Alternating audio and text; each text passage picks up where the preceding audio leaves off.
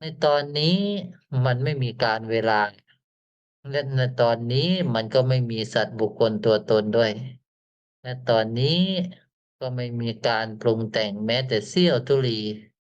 ตอนนี้มันมีแต่ชีวิตที่ไม่ได้เป็นอะไรเลยไม่ได้มีรูปร่างรูปลักษณ์ใดๆเลยไม่ได้มีอาการเคลื่อนไปเคลื่อนมาใดๆเลยไม่เกิดเลยไม่แตกสลายเลยตอนเนี้ย บริสุทธิ์อยู่ตลอดความรู้แบบนี้แหละ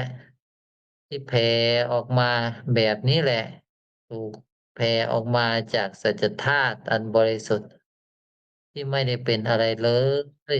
อันเป็นแก่นธาตุแท้ๆของพวกเรา